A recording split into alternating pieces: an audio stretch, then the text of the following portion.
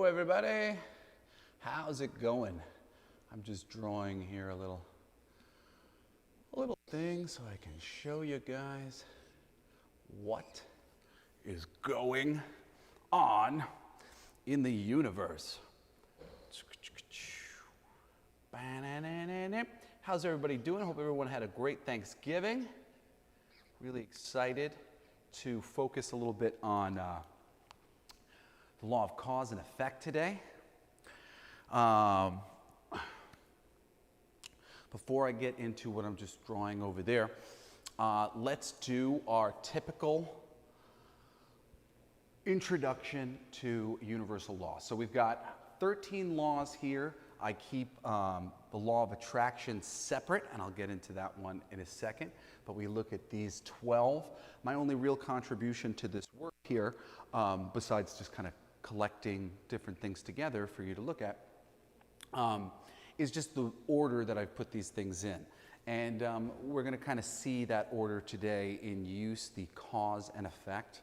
And cause and effect, even though it's cause and effect, it sounds like two things. It's always three things, because what is the cause affecting, right? So there's a thing existing, and then the cause comes along to affect it.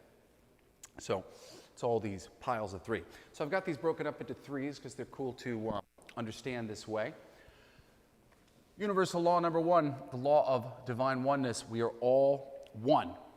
We all come from an infinite source of potential energy. We came from what you might call oblivion, and the mind arose from that. I always say this: what came first, the chicken or the egg? The idea for the chicken and the egg came first. When a chicken fetus is forming, a field of energy forms, and the fetus forms within that energy. That's the idea for the chicken that the chicken can then grow into. And energy fields exist before the egg exists to form the egg, to form these other structures. So everything in existence combined, which is mentalism, if we're looking at the principles of Hermeticism, or universal law, we'll call it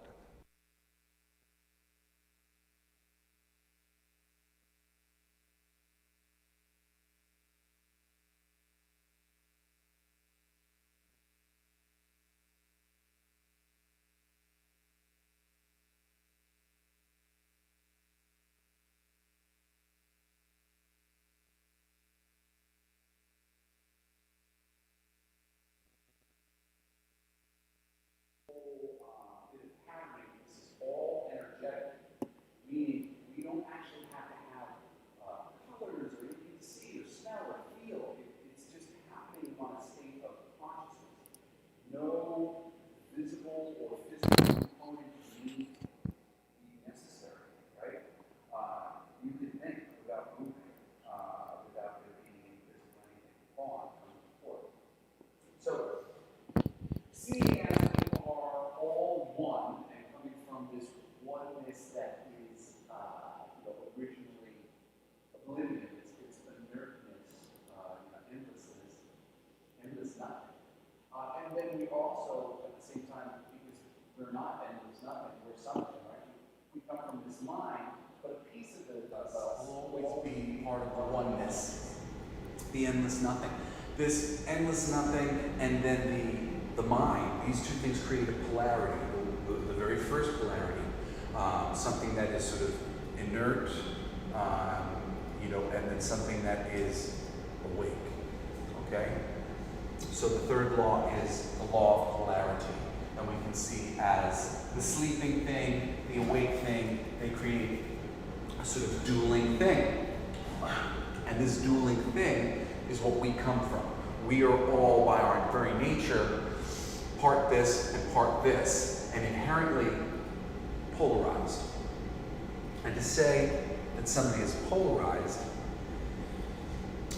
when you're looking at hot and cold, you're not looking at two things, you're looking at one thing.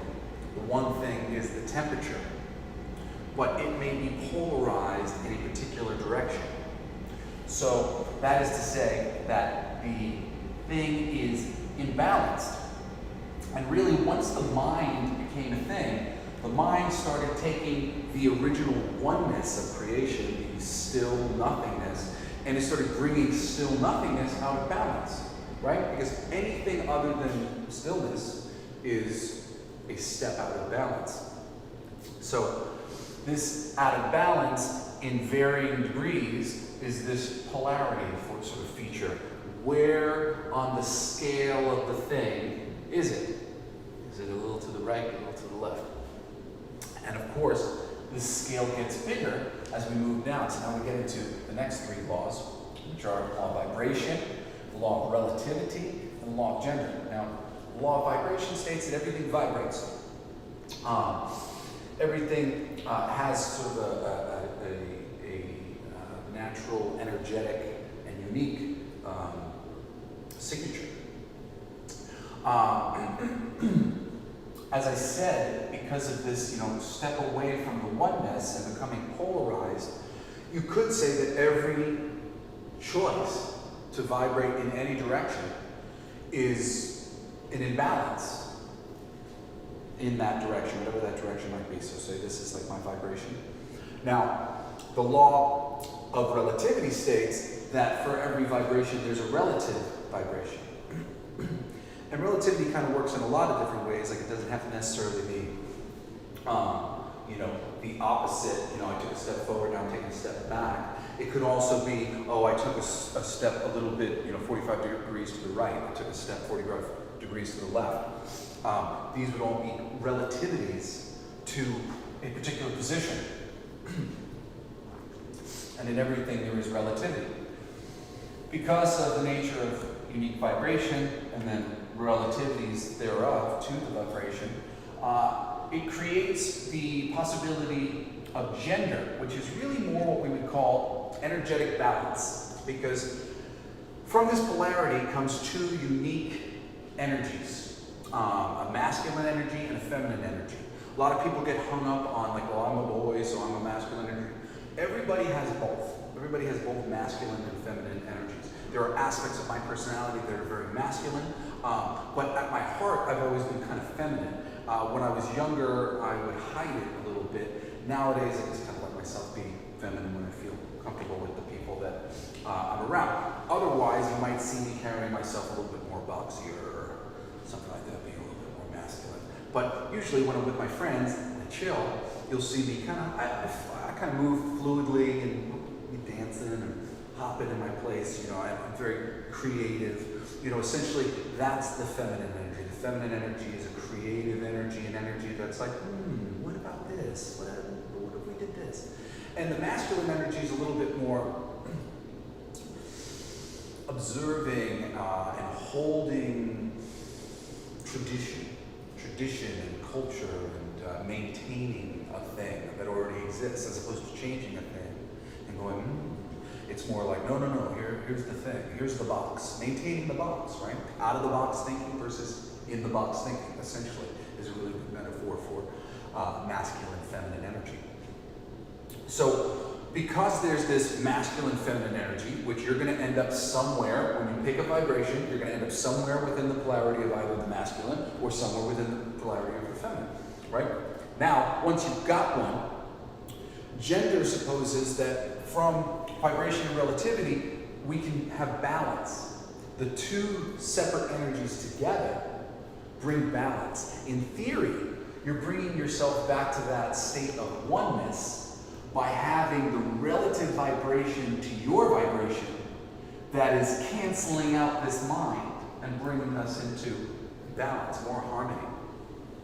So that's vibration, the law of relativity, and the law of gender. And see, I drew it like this with the two things like overlapping, so you can kind of see like vibration, and then a relativity to the vibration would be the little pattern on top of it, and now you've got yourself this star, David. Or what would you call that outside of the star? It was like, what do you call that star? Star, David. Well, but what is it called like in like geometry? Is there a geometric name for it? I'm forgetting. All right, moving on to the next three.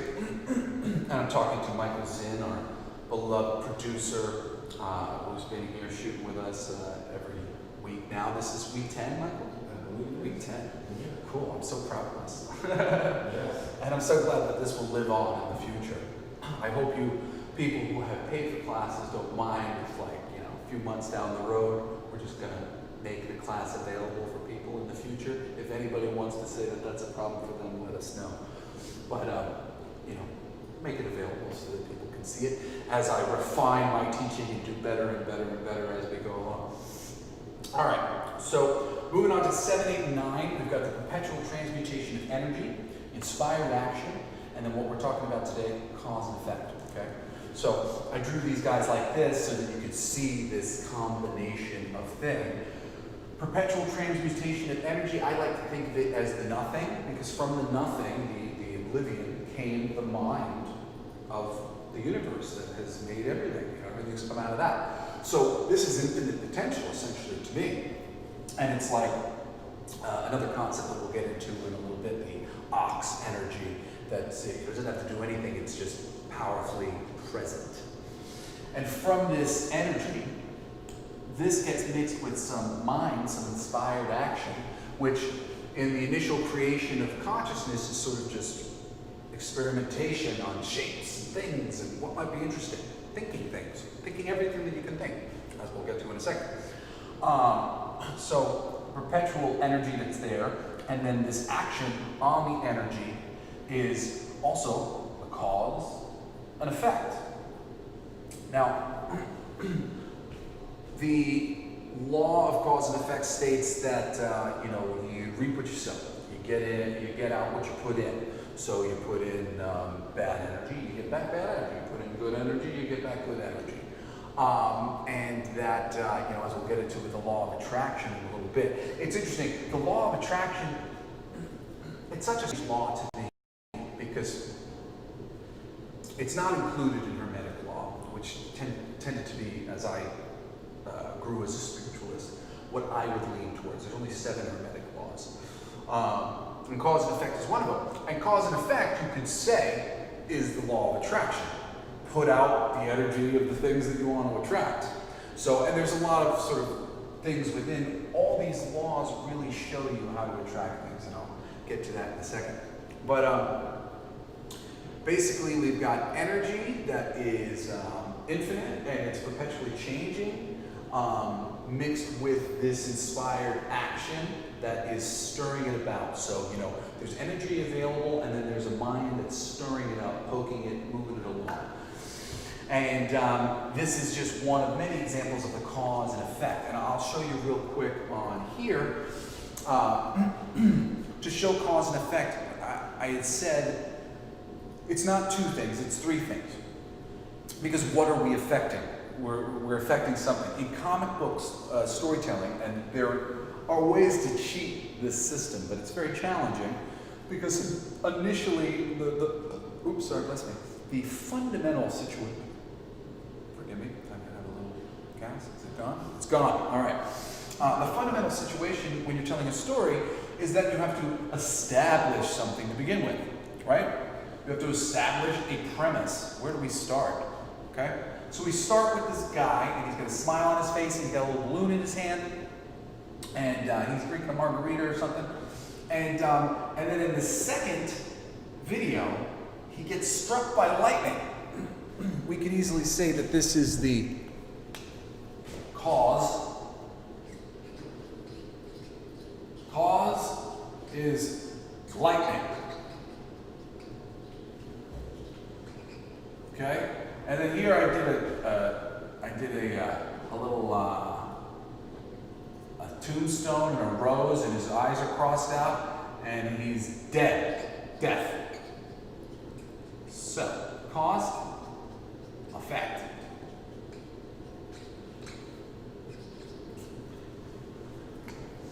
And when you're telling a story, you're constantly doing that. You can build upon this. The only thing that you can kind of do is you can cheat. You can link the tail of the other one to the next one. And that's interesting because with the, if you go down here, I don't know if can we get this real quick, Michael? This is Kabbalah's Tree of Life. I got to stand up to that. This is just a colored version. I have another in my book that I'm going to be using later. But you can see kind of the brown is like almost like the poop. It's like, you can think of it as like a douche. You know, you squeeze the douche and the water shoots out, right? It's kind of a funny analogy, but it really is this thing. And then from here, this is where it connects to the next thing. So if you're telling a story, you're always doing this cause and effect thing. But you can connect the tail of it to the next thing. So I could continue the story with another panel like death, and then it's like sad kids, bodybuilding, steroids, spousal abuse, counseling, you know, and we can continue the story, but we're constantly getting a new premise, right?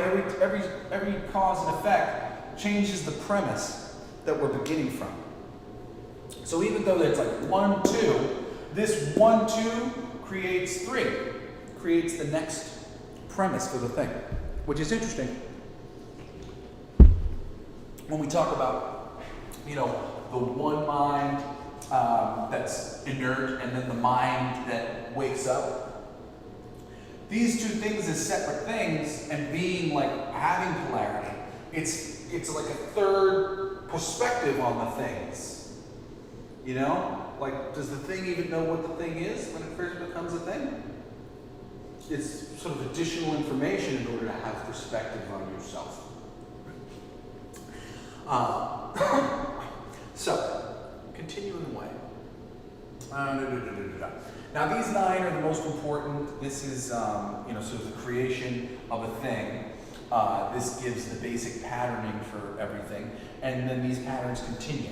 And this is kind of why 3, 6, 9 in general is such an important number, because that's all we really need to get going with creation of things perpetually. Because law number 10 is rhythm. There's a lot of different rhythms within here. These are rhythms of 3 and the rhythm of 9 that we have. Law number 11, correspondence, which is when you go through a rhythm and eventually you come back around again to a place that you kind of have been before, except now in a different degree. If you were looking at music, you might go from the C to the higher C to the lower C, and you would change octaves. In this case, I got a little box right here, and I go in a circle. I'm in a spiral. Eventually, I get down to this place where it kind of corresponds to this place. I'm in a new octave. I'm in the same place I was, except not exactly. All right, so that's correspondence. And then finally, the law of infinite compensation, which basically states that what came first, the chicken or the egg? The idea. Do we run out of ideas? No. We only need energy to keep making ideas and taking action, right? So infinite compensation, everything that we can think of is available because it all comes from a mind, right? Everything comes from a mind. And we can literally pull forth from creation whatever we want. You know, to get into this a little bit more deeply, you could have the perfect woman, let's say, in your mind, but like you don't think they exist. One day you open yourself up to the possibility they exist, you find them. You're like, how is this possible that this person even exists? I made this person. Well, the thing of it is, you are the creator. In fact, you're the creator of your own universe, which anybody who's ever had a really wonderful psilocybin experience on mushrooms will tell you, as they've watched their entire universe sort of disappear and realize, wow, I'm creating the outside. I'm creating all of these all of these concepts exist within me. And when they're gone, when I'm gone, my concepts of the things, they go too. So you're making your reality. What does that mean? Everybody else is making their reality. So anything anybody says to you, where are they pulling that from? Is it really a judgment or a reflection on you or your universe? No. It's being pulled from their universe based on things that have been said to them, judgments that have been made towards them, ideas that have been put to them. So you've always got to recognize that people can only respond from where they are, and you know, they can't respond from where you are. And that's the beauty of you and your unique position, and why everybody needs to kind of open their mouths and speak their piece, because everybody does have a unique position. Everybody's speaking from a place of power in that nobody holds their viewpoint but them.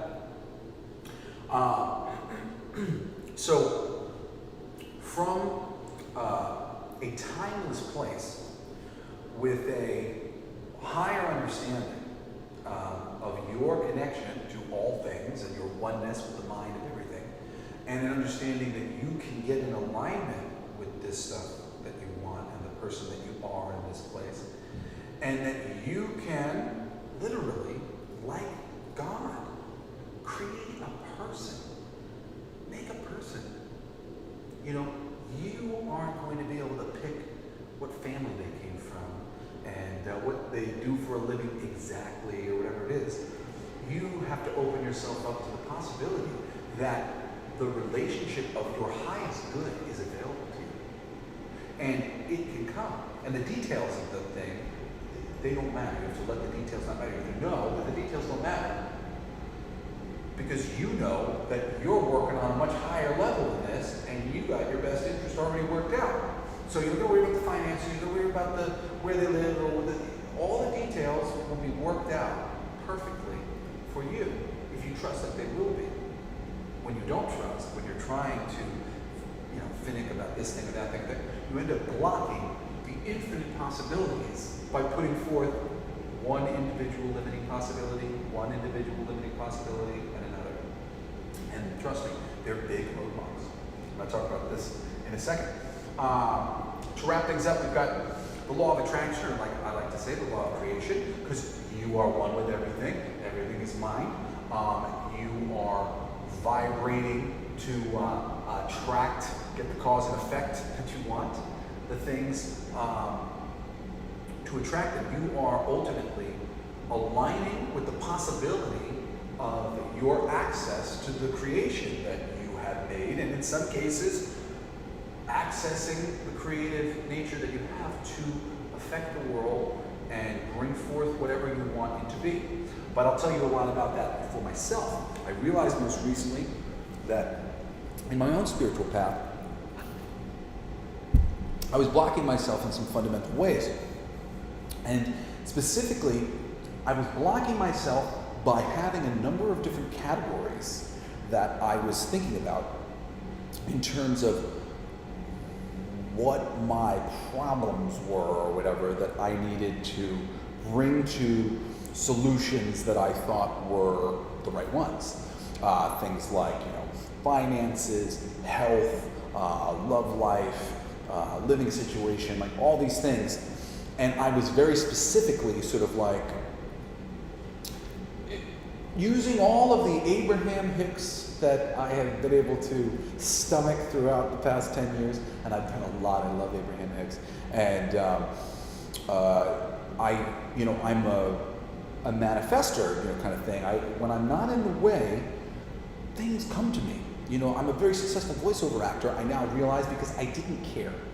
I didn't care about voiceover, and I didn't really care about hosting, and those things just sort of like came to me. And other things that I've cared more about, I've kind of suffocated them energetically. And what I realized was, instead of doing what I was just advising you to do, which was recognizing that my highest good was available, period, blanket statement covering a dozen different things. Instead of doing that, I was going, my highest financial good is available, my highest health good is available, my highest this good is available. And within each one of those things, I would kind of start getting into specifics. I would try to stop myself, but I would think about health, and then I would have a whole bunch of ideas about health. I would think about my finances, I have a whole bunch of ideas about that. I'd think about career stuff, I'd have a whole bunch of ideas. So one, just simply fragmenting it up to think about individual things was putting me down a path of trying to control or think about controlling those individual things. Thinking in broader terms, and I had heard Abraham Hicks say this so many times before, and I had gotten very broad with my terms in finances, very broad with my terms in health, very broad with my terms in everything. But I was still speaking in degrees of all of creation, as opposed to sort of trusting that all of it at once was just sort of being taken care of for my highest good, and then it's all going to be cool. And when I think about that, it's really hard for me to connect to any of the individual lines of thought that have tended to freak me out or stop me from progressing, stop me from moving forward. So I wanted to talk about this for a second. I was getting so mad at myself recently because me and my parents have been having like an ongoing, not good energy. We both kept trying to like, we're going to be better than this, and kept trying to wrestle it to the ground and show up and try again, but we kept butting heads over and over again. And I didn't understand what was going on, and I would get really mad, and I would yell at them or curse at them, and I felt so badly every time that I would get so mad that I would compromise myself, because I never do that. I'm not somebody who does that. Like in general, that's not my go-to place. But I would find myself just like erupting with frustration. And I finally had this huge epiphany, what it was. And it made me feel so much better because I realized that I wasn't a bad guy. I wasn't just being mean for the sake of being mean, which I was starting to question because I just couldn't figure out why I was getting to that place. And what I realized is what I started drawing over here. Now, we've got two people who are both creating their own universe, right? So, let's say this guy's scale goes from 1 up to 10. Let's say this guy's got a slightly bigger head over here. His scale goes to 11. But because it goes to 11, it also goes to 0. Okay.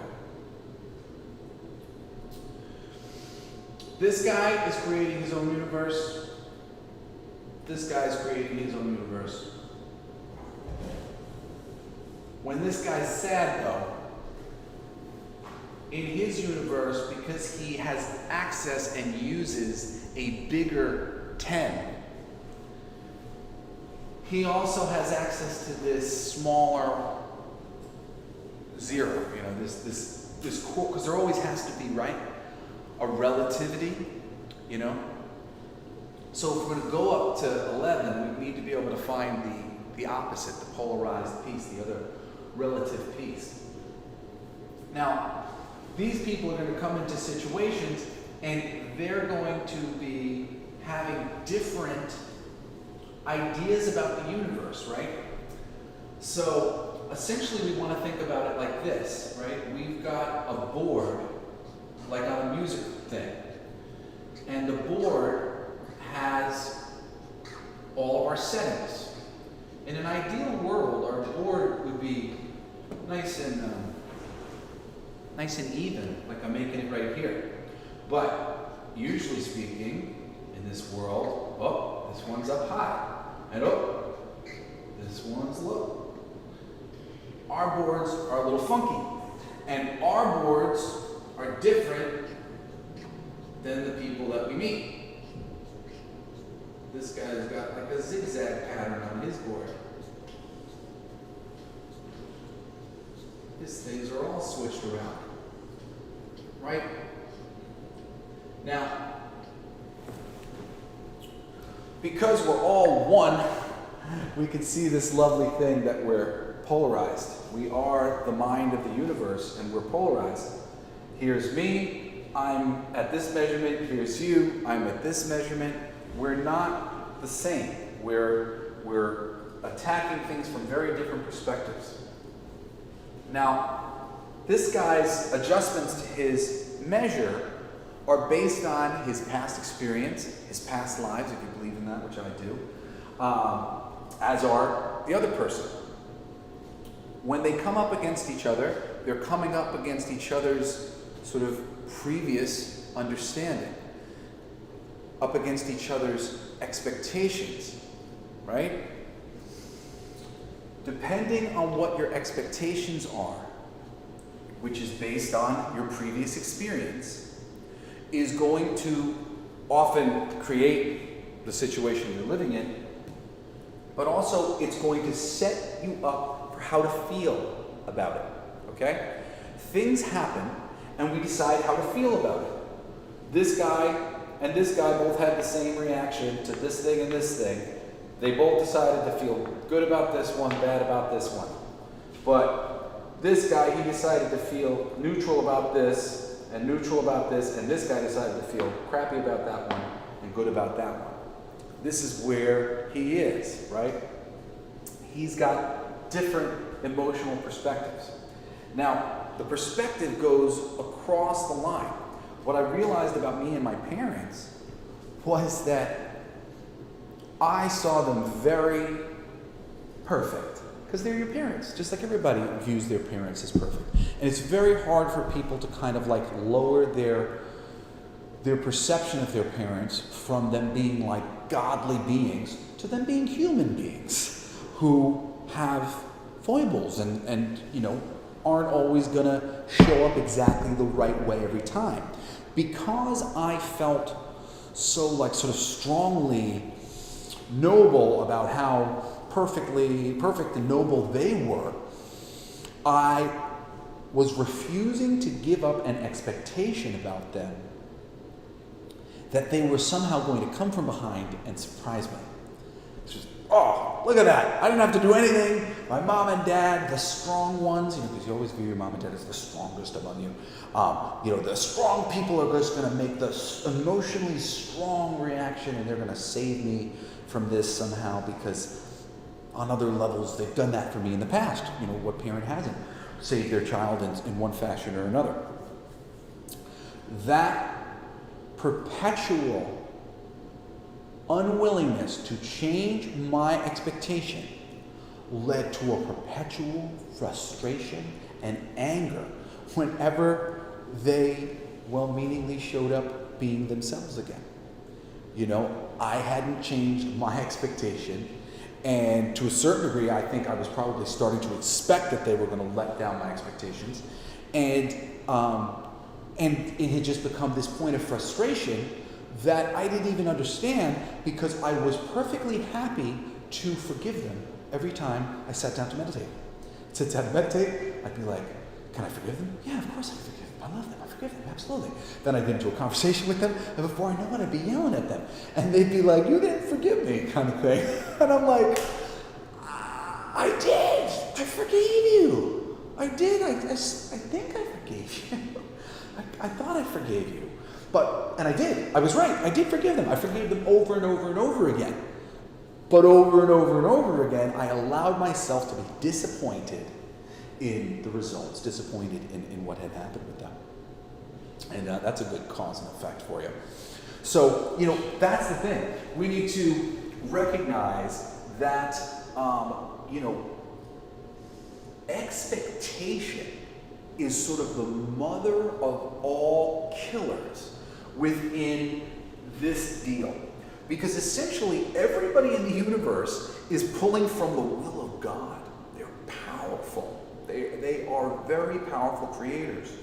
And when we want things from each other, we end up even like energetically, quietly, we're like pulling it out of one another, wrestling each other. You know, it's when we relax and we're more like sort of with it that people tend to come to us. You know, you attract situations, whatnot. And that expectation of things, I mean, just think about everybody you know who's upset. Oh, the guy who drives around, he's cursing his head off at everybody because his expectation is that everybody on the road should be the same kind of driver that he is and be courteous in the same ways that he is. And unfortunately, that's not the case, right? So now what's happening? They're cursing their head off. They're stressed every day. If they had really were able to think about this existentially, they might go, whoa, this ain't worth it. Nothing good's coming of this situation. I'm just getting mad at situations I can't understand, that I can't control. And there's nothing I can do about that from this position that I find myself in right now. That is the thing. You know, what you think before you know and where you've been before you go, it will affect what you get. Especially if you find yourself in a situation where you're like, oh, whenever I go to this place, everybody's rude to me. Whether it be a store or a state or a country, whenever I go there, everybody's rude to me. You know, I had a friend who had a very interesting ayahuasca experience where within the experience they manifested these two Hicks, as they described them.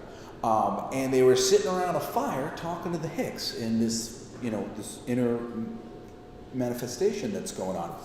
And at a certain point, the Hicks started to be very racist. And my friend got up and was like, "You guys are a bunch of racists," and left the situation and went for a walk and called out to Mother Ayahuasca, who's the spirit of the ayahuasca plant, or anybody who ever taken ayahuasca will tell you they've probably interacted with in some visceral way. He said, why are you showing me these racist Hicks? And Mother Ayahuasca says to him, I don't know, it's your mind. You made them racist. And what it told my friend was that we have an inherent prejudice or an inherent expectation and measurement when we deal with certain people or certain situations, and we get what we give. It's this amazing thing, you know.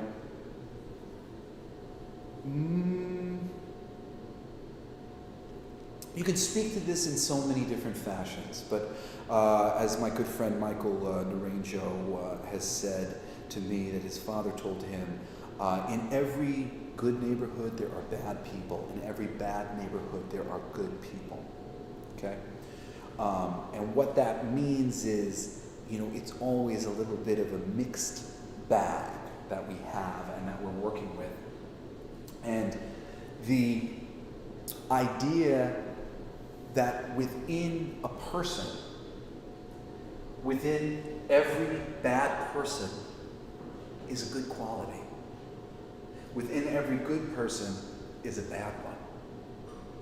Perhaps many good ones in the bad one, and perhaps many bad ones in the good one.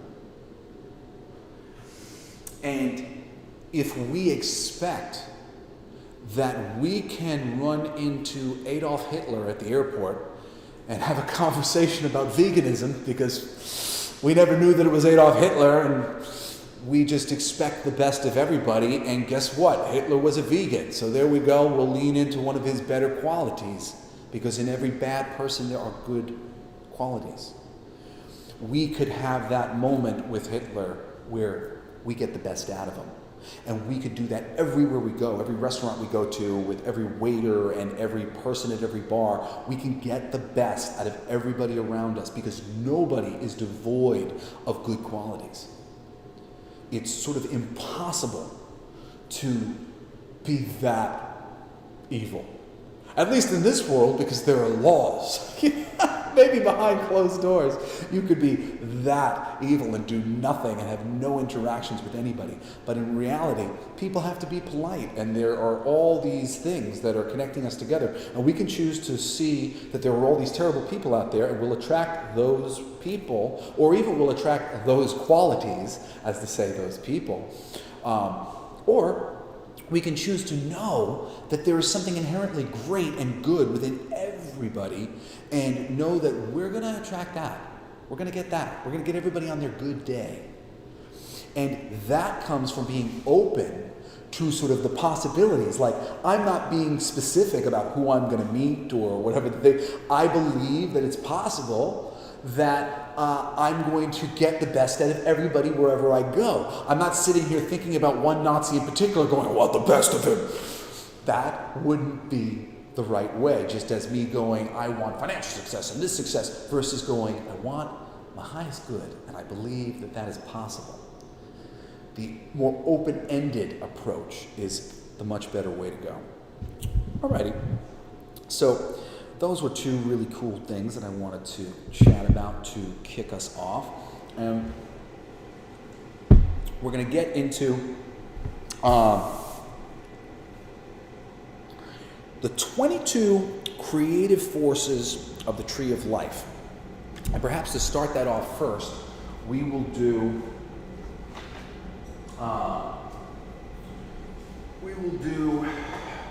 the regular, what they call the cyphers, which are the circles on the Tree of Life.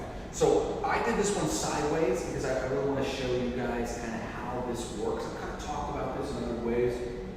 I inherently kind of knew that this was the state of it. When you interact with ayahuasca or psilocybin, a meditation capacity, you can bring a lot of information out. And sometimes it takes a while for you to connect the dots and the information. But I just inherently knew that there was this little bouncing pattern that we were all going through. And I'm going to show it to you. And I wanted to show it to you by putting it diagonally. But to start, let's look at this thing like this. I've got it just color-coded here. This empty hole here in the center, it represents the nothing, the oblivion that everything came from. But it's not one of the 10 circles here. So let's see. We will go over to...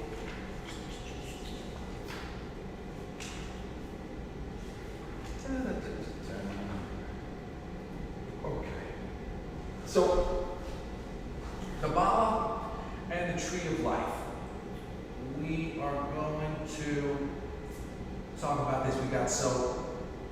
This is the Kether, I'm probably not going to pronounce any of these things right because these are like Hebrew words. It might be Keter, which is meta-knowledge. Okay? 2, this is wisdom and idea of concept. These words are really kind of hard to, whatever, I'll do my best. Shakma is what they call this, the second one here. Wisdom, idea of concept, okay? So meta-knowledge, metaphysical knowledge, and now wisdom, idea of concept. So what's meta-knowledge? The ability to have an idea of concept, right? The foundation for wisdom. And now 3 across here, this is Binah, which is understanding concept. So we've got meta-knowledge, metaphysical knowledge, wisdom and an idea of concept, and an understanding of that concept. So this is just, this little trifecta here is just sort of the mind, understanding a thing. Having an understanding of what can be, using wisdom to form sort of a concept, and then having a total understanding of that concept. 1, 2, 3. Okay? And I'm teaching you these because the next thing we're going to talk about is the paths that connect all these things together. And the paths, ultimately this is cause and effect. 1, 2. This is going to be a cause and effect. And the path is going to be about this 2 things. This journey between meta-knowing and wisdom, idea of concept. This journey between understanding concept and wisdom, idea of concept. And there's a lot of different paths as we'll see. So 1, 2, 3, here we go. We've got idea and understanding. Now we move over to 4. This is Chesed, which is love, mercy, loving kindness. Synonymous is like concept.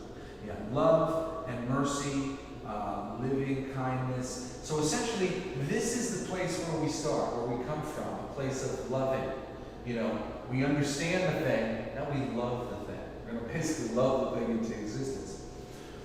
Moving across to number 5, here we have serenity, strength, stoicness, judgment,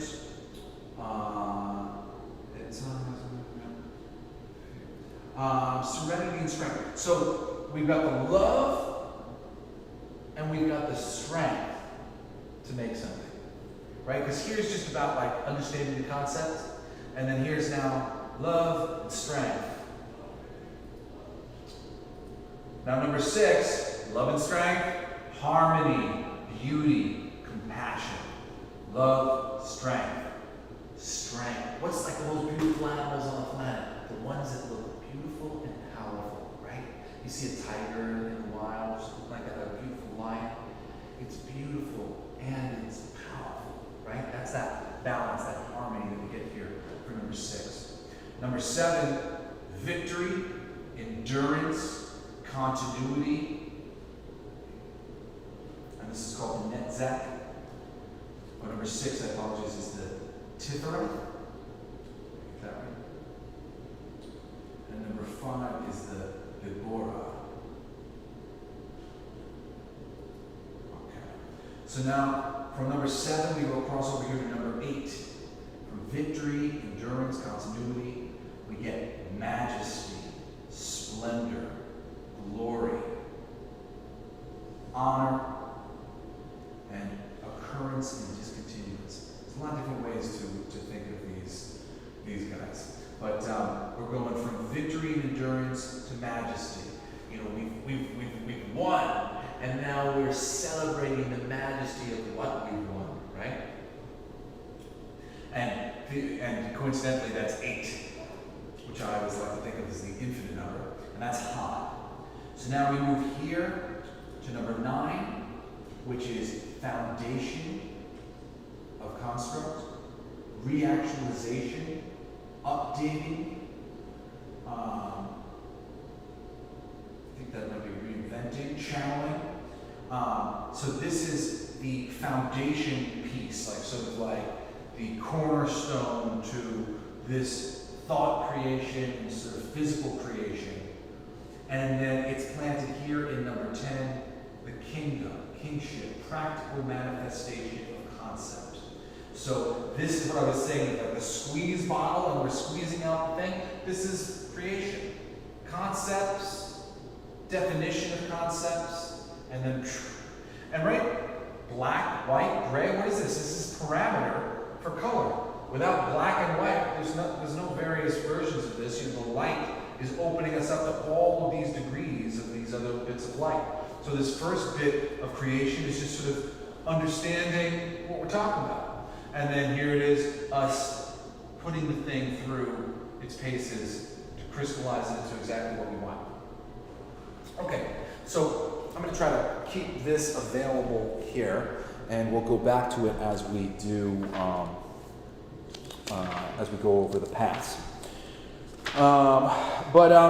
So I did this like this. I'll just kind of hold it up. The pathway that they usually show, but I guess it can go a lot of different ways, is a little zigzag. It goes something like this. It starts up at that first one, the white, goes over to the gray, down to the black. It goes across the invisible one that represents the nothing to the blue. The blue goes across to the red. The red goes across through the yellow into the green. The green goes back across to the orange. The orange goes back to the violet, and then the violet goes down to a brown in this case. Which I always think is just, it's very, right, simple, interesting. Like, I mean, it's brown on their thing, and it looks like the oval is taking a poo. Poo, little poo, dropping one. And it's just an easy way to sort of remember what is going on here. Because, yes. You've got the graphic right next to you, like as if it's on the door there. Oh, I've got it right next to me as if it's on the door? Oh, wonderful, like it's on the screen. Oh, cool. So, you know, what I was describing most recently, where should I draw this? Okay, I'm going to draw it, well, I kind of have some spots where I can show. Okay, so I was kind of describing something, and I think here, right, we're saying this is our middle point, right? So we could say hot, cold, or more masculine, more feminine. That's the better one. More, we'll say female over here, and we'll say male over here, right? So the journey with everything is to balance yourself in your masculine and feminine in a few ways. I was looking at it as these sort of like these 4 bumps that you would start polarized, say in one way, say you start over here, polarized over here, and then that would end up sort of like pulling you over here to a relative position, and then this would end up sort of pulling you, say, over here to a closer position to this center line where we get to the masculine and feminine, and then this would end up pulling you over here. So you can think about it of like, let's say I started, we don't necessarily come in perfectly balanced. Well, that's not true. I think we do come in perfectly balanced, and we're reminded of ways that we've previously been in balance before. So essentially, you start here as a baby because you don't really have any like predilection until you start to. The thing comes along that sets you off, and now all of a sudden you go from this centerpiece to bam, I'm over here now. And then you're like, no, wait, I think maybe this instead. And you're like, no, it's not that. I was right the first time, just maybe a little bit less of that. And I'm like, no, wait, I think I was really wrong. I just have to do that even more than I thought. And then you end up going, oh, wait, I was right the first time when I was a baby. I want to be a balanced person. So this was sort of the thing that I was seeing, that in my experience with everything, I was sort of like getting too much, too little, maybe close to balance the other way. And then I'd be like, oh, this is real balance here in the middle. And what's going on when you're going bing, 1, bing, 2, bing, 3, bing, 4, bing, crossing through the center, right? We start in the center, and now we go boom, boom. There's nothing to cross in the center, right? We're just zigzagging through these things. This center one down here becomes the place where we move into that balance that I was acknowledging. But little did I know that there was additional balance outside of that, that there's another swing to an even more refined state of being in, the masculine, and another swing to an even more refined state of being in the feminine. And then we get back to that center once again. So there's a big swing over here in the beginning where we're sort of away from our center as we are figuring things out. And it's here for us to get back to. So, I want to begin. You said you have, can I see what you have up on the screen so I can just look at what it is? Yeah. Put it on the screen.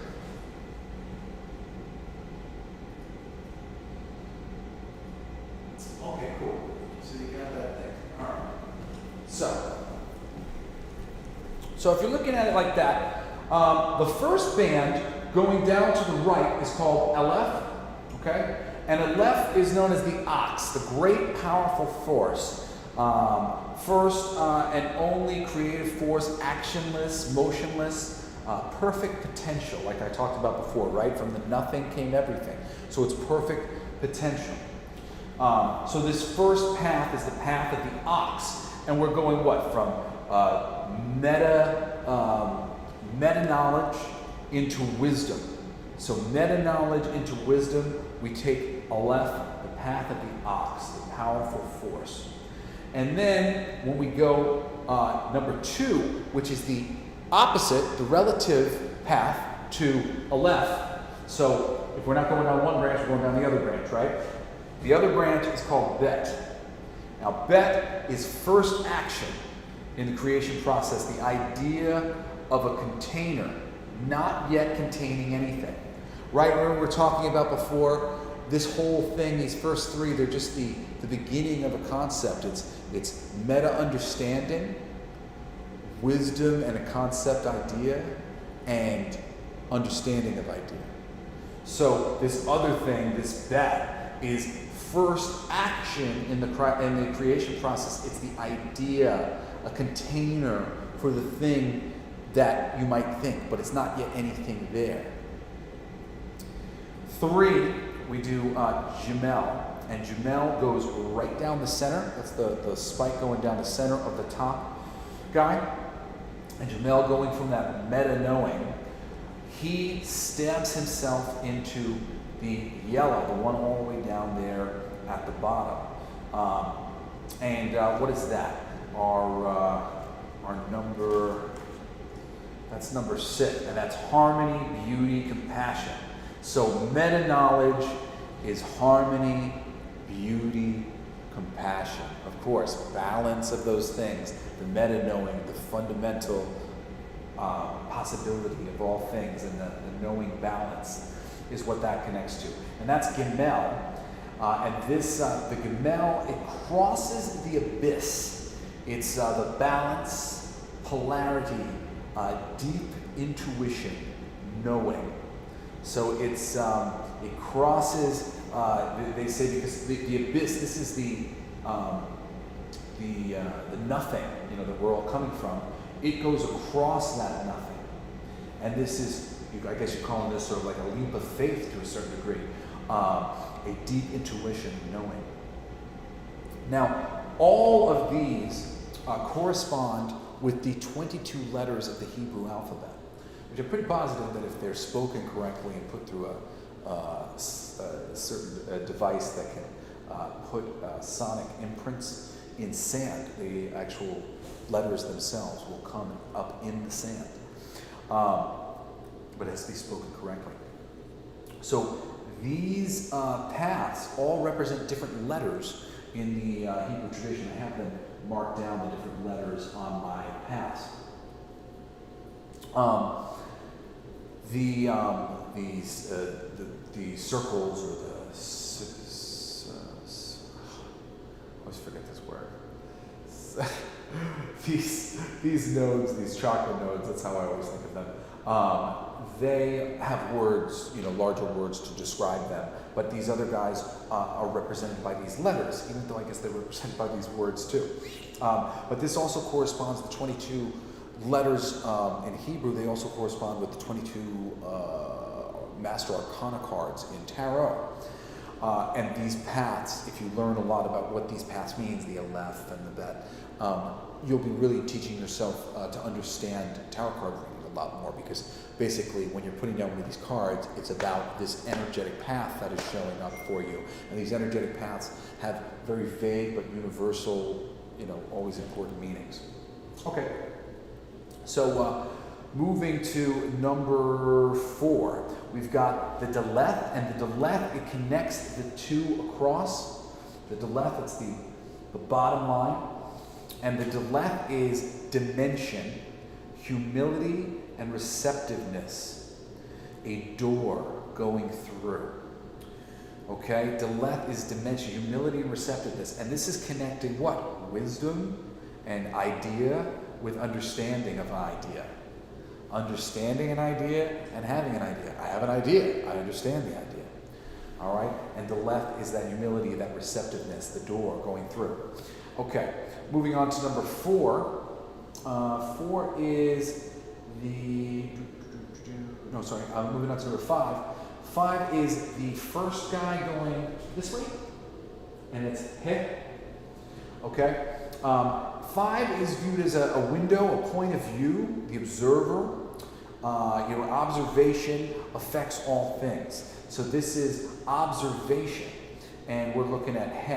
So we're going from wisdom into that harmony and beauty. Wisdom goes to harmony and beauty, and the path there is the point of view, the observer, the observation. Okay?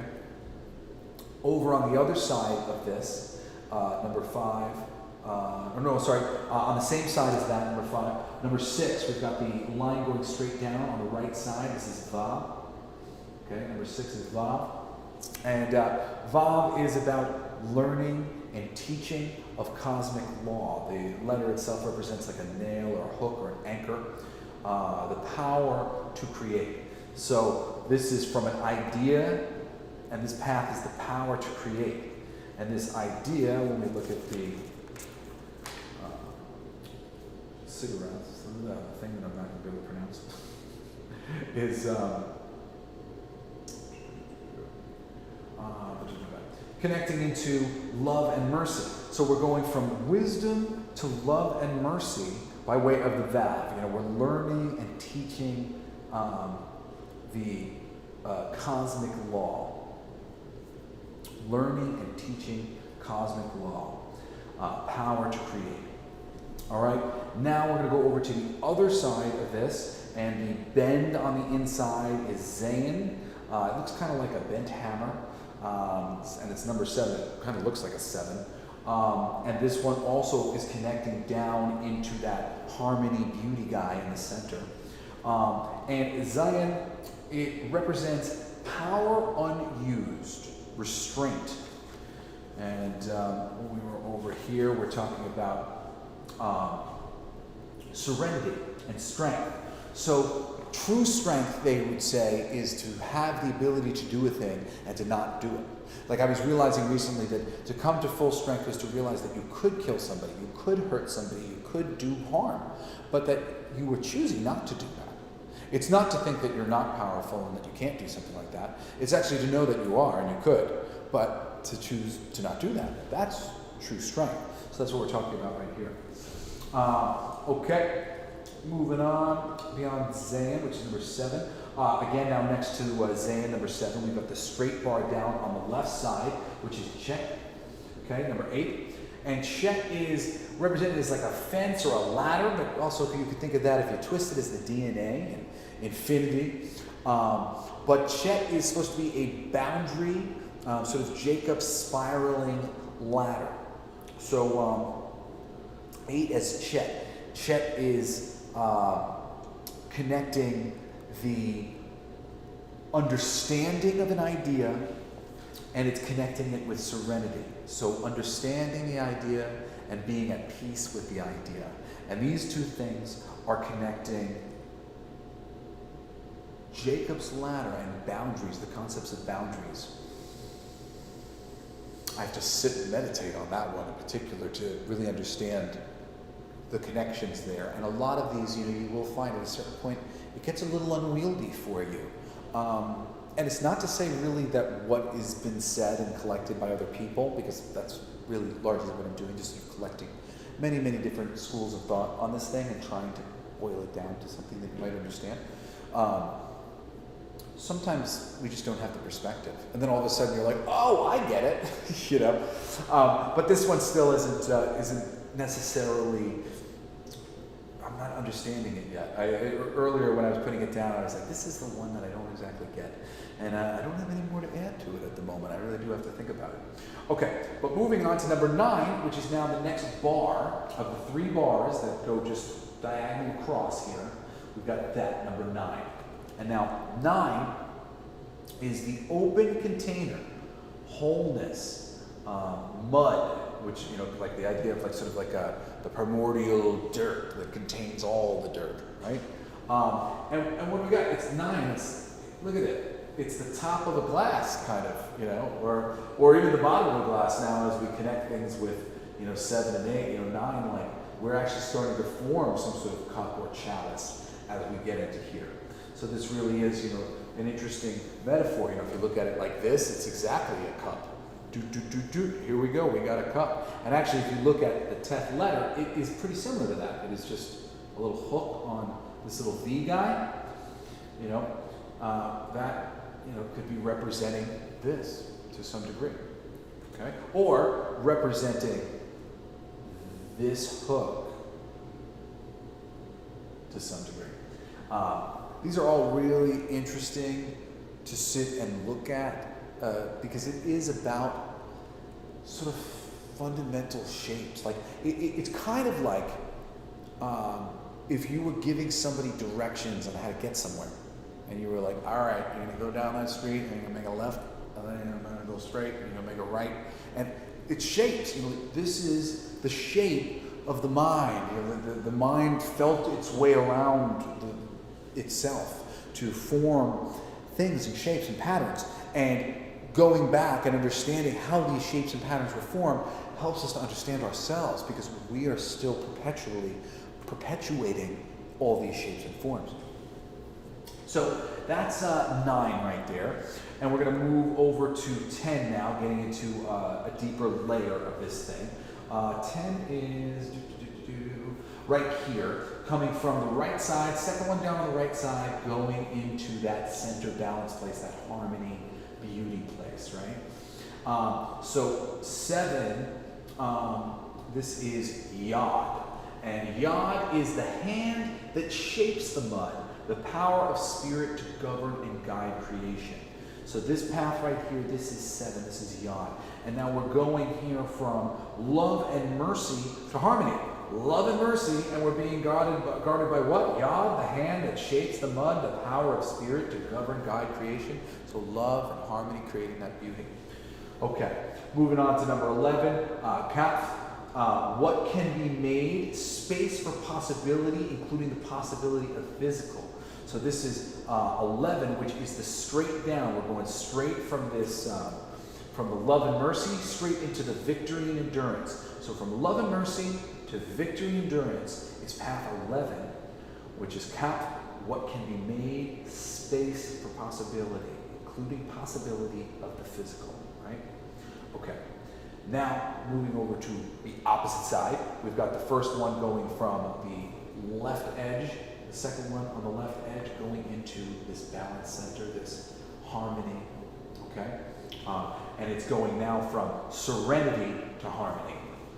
So from serenity to harmony, we have lamed. That's how it's spelled, lamed. Lamed is represented as a staff or a needle, and it's about spiritual learning, being pushed forward by spiritual energy, prodding. Okay, so Lamed, the path of Lamed, it's spiritual energy prodding you, pushing you forward, pushing you to excel, pushing you to get from the serenity to the harmony. Okay, that's the path of Lamed. All right, moving on to number 13. We've got Mem, which is down the left side. Once again, that second ball going down to the third. That's Mem right there, number 13. All right, now Mem is the journey, the chi, the raw energy, a balanced emotion of humility, but lacks solidity. So this is a channeled energy, but not yet a physically focused energy. Okay, that's the me, and this goes from the serenity to the majesty. Okay, moving on to number 14, we've got the bottom part that comes out of the harmony in the center. Number 14 is none, and number 15 is in the center here. Number 15 is Samek. And number 16 going out this way to the left is Ayin. Okay? So these are the 3 prongs here coming out of harmony from the center. So what are we connecting to? From harmony, we're connecting over to the right, that's victory. Connecting to the center is the foundation, reactualization. And connecting to the left is majesty. So victory, foundation, majesty. And look, that looks like a foundation. Look what we have, foundation. It totally looks like foundation. Victory, majesty. Okay, so going from harmony to victory, number 14 is represented as the fish. It's called none. It's something more tangible within the fluidity. So the fish is meant to represent sort of like a soft flowing thing, something that's flowing with the water.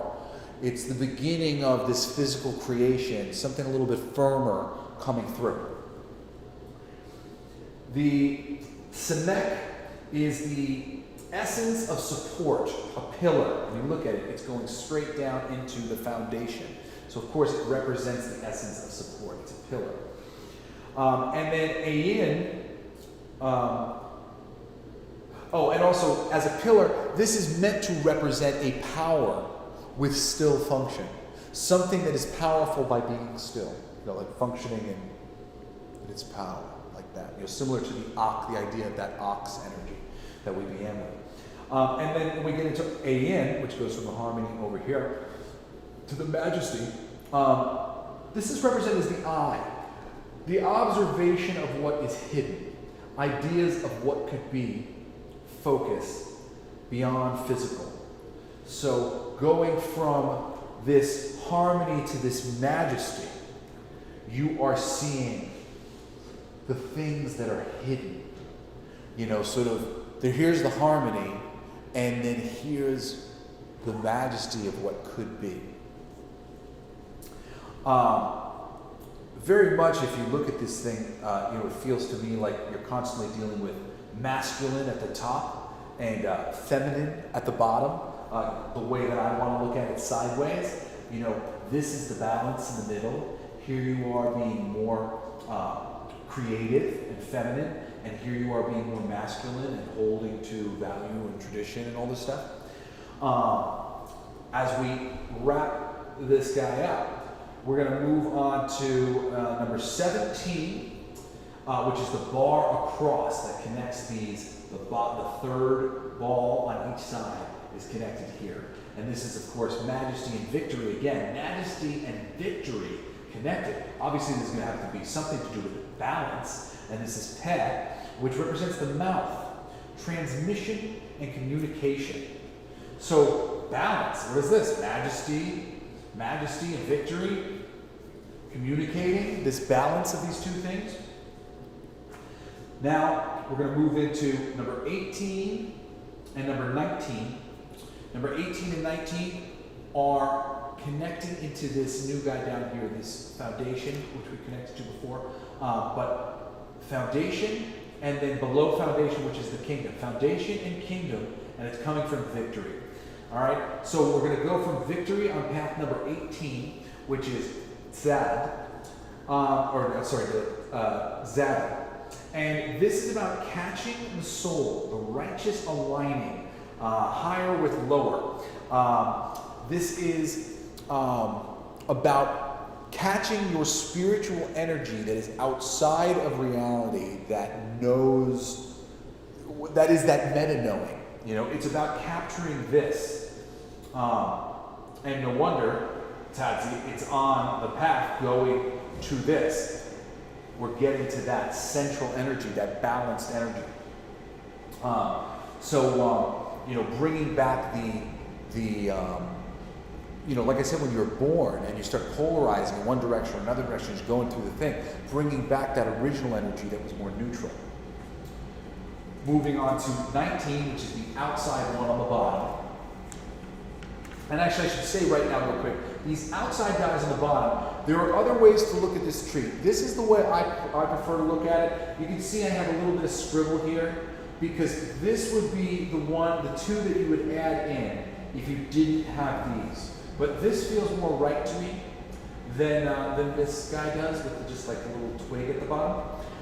So while I'm showing it to you like this, but you could also look at some breakdowns for this that would have bars going across the center up top here, and it wouldn't have these bottom two that I'm showing you right here, which is 19 and 21. So for 19, I got to go over to my next page. We've got, I think it's Punth, which represents the back of the head and sort of the reptile brain need to reprogram and refine sort of the animalistic nature.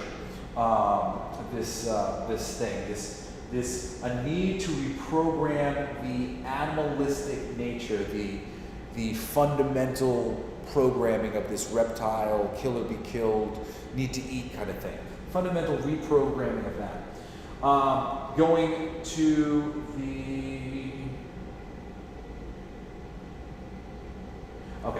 to the other side, we get to these two spires on the left side, 1, 2, 3, and then we get down to here. This first one going into the foundation, this other one going into the kingdom, and we're coming now, of course, from the majesty. So from majesty to foundation, it is Resh, and Resh is, Resh is identification, definition, structure, meaning, to choose. Identification, definition, structure, meaning, to choose. So this is interesting. We're getting into the foundation. We're choosing what we want to form. We're making the final creative choice. So it's coming from the creative side, and we're making this choice, right? Here, going from this majesty to the kingdom, or what's the other thing? Like, practical manifestation of concept. The path is known as Shin, and it's represented as a tooth, and it's also represented as fire. I know that might seem a little weird at first, but a tooth you can use to grind something down, right? You grind things down in your mouth, food, break it down to nothing, and then a fire, also you light something on fire, you break it down to nothing. So Shin, represented as the tooth of fire, it's the change, transmutation, okay? So going from majesty to the kingdom, we have this transmutation that happens. Finally, in our breakdown of this stuff, we've got our last one, the thing that goes from the foundation into the practical, execution of manifestation of concept, and that's called Tav.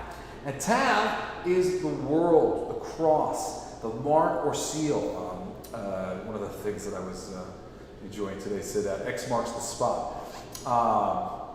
But essentially, it's creation. You have manifested. You have created the thing, the form, and all of these pathways are going to bring you to a new form.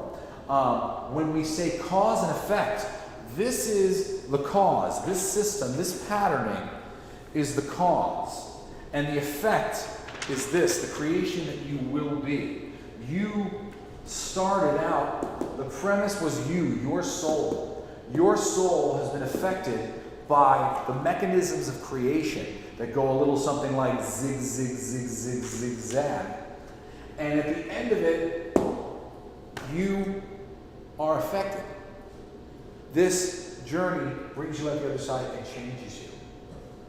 This is essentially, I think a very good law of cause and effect, as some of them I know are a little bit harder than others to see, but you just see a constant cause and effect, cause and effect, cause and effect, cause and it's all cause and effect.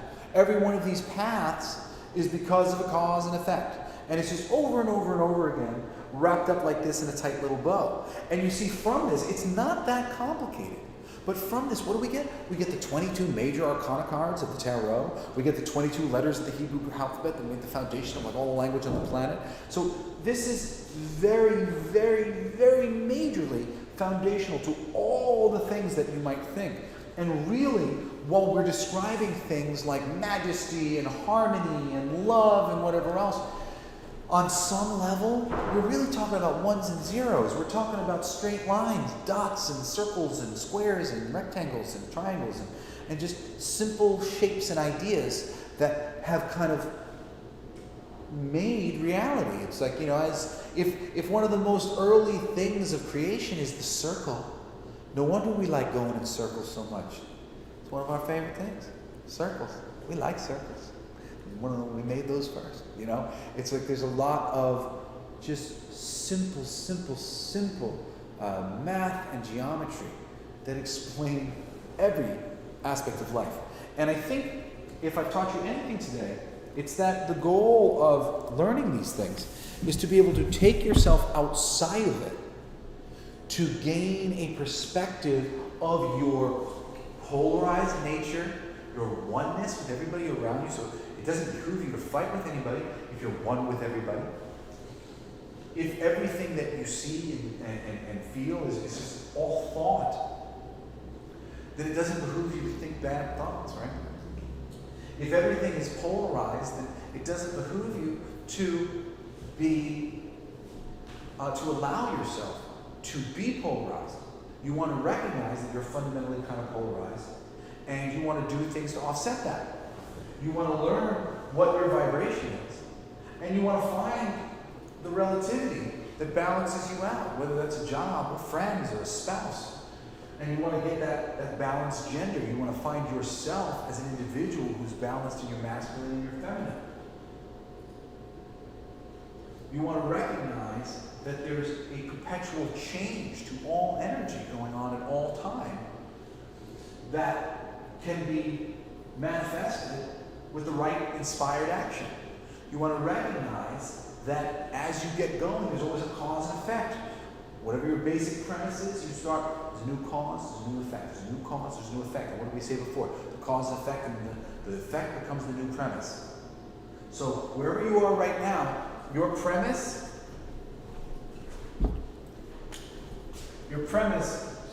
is your effect. It's the effect that's already happened. The effect's already happened. Whatever premise you're operating under, that's the effect the previous cause has brought you to. And now the next cause moves you ahead. You want to recognize that there are rhythms, and you want to start looking for them so that you can capitalize on the rhythms, and you can feel comforted when you recognize that you are recognizing a rhythm. There it is. There's a rhythm. Some of these rhythms are very simple. You know, the mathematic 1, 2, 3, 4, 5, 6, 7, 8, 9. And some of the patterns you can find in math and geometry and things like that when you start breaking them down at a high level. But there's just subtle patterns about things.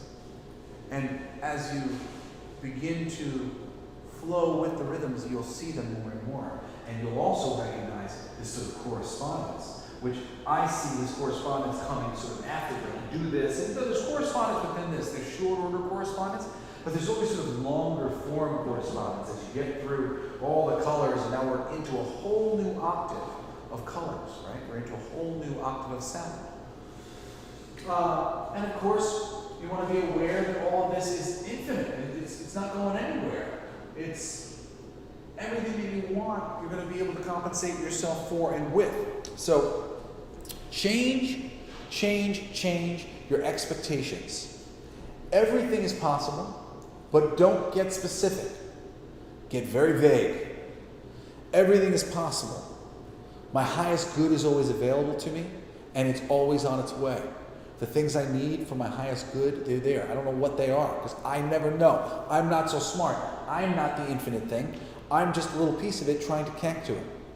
But I do know that the infinity is always possible for me, and that any number of great things are available. So I never close myself to them, and you should not either. I thank you for joining me today. I hope you will join me next week when we get into some detail with the law of rhythm. And we only got 1, 2, 3, 4 classes to go. This is so crazy getting into December. Yeah, join me next Monday at 7:30. And thank you again to Michael Zinn and for everybody who watched this evening. And I'll see you next time.